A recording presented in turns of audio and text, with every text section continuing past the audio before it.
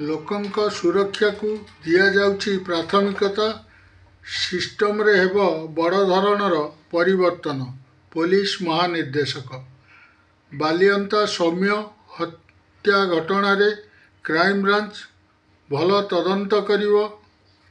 Commissionerate police ଏବଂ Odisha police ଉପରେ ଲୋକଙ୍କର ଭରସା ଅଛି।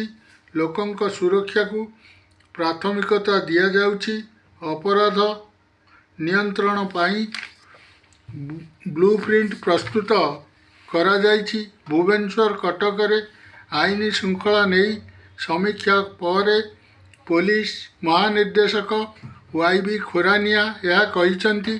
ଆକ୍ସନ ମୋଡ଼ରେ କମିଶନରେଟ୍ ପୋଲିସ ରାଜଧାନୀରେ ଆଇନ ଶୃଙ୍ଖଳା ବ୍ୟବସ୍ଥାକୁ ସୁଧାରିବା ଏବଂ ଜନସାଧାରଣଙ୍କ ମନରୁ ଭୟ ଦୂର କରି ବିଶ୍ୱାସ ଜିତିବା ପାଇଁ ପୁଣି ଥରେ ଅଣ୍ଟା ଭିଡ଼ିଛି କମିଶନରେଟ୍ ପୋଲିସ। ସମସ୍ତ ଥାନା ଅଧିକାରୀଙ୍କୁ ନେଇ ଏକ ଗୁରୁତ୍ୱପୂର୍ଣ୍ଣ ବୈଠକ ଅନୁଷ୍ଠିତ ହୋଇଯାଇଛି।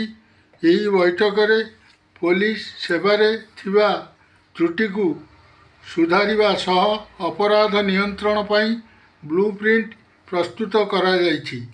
ସିଷ୍ଟମରେ ହେବ ବଡ଼ ଧରଣର ପରିବର୍ତ୍ତନ। ବୈଠକରେ ପ୍ରତ୍ୟେକ ଥାନାର ଆଇଆଇସିଙ୍କ ସହ ସେମାନଙ୍କ ଅଞ୍ଚଳର ସୁରକ୍ଷା ବ୍ୟବସ୍ଥା ସମ୍ପର୍କରେ ପୁଙ୍ଖାନୁପୁଙ୍ଖ ଆଲୋଚନା କରାଯାଇଛି। ପୋଲିସ ପ୍ରଶାସନରେ ଯଦି ବର୍ତ୍ତମାନର କାର୍ଯ୍ୟଶୈଳୀ ବା ସିଷ୍ଟମରେ କୌଣସି ପ୍ରକାର ଅଭାବ ରହିଛି ତେବେ ତାହାକୁ ସୁଧାର କରାଯିବ।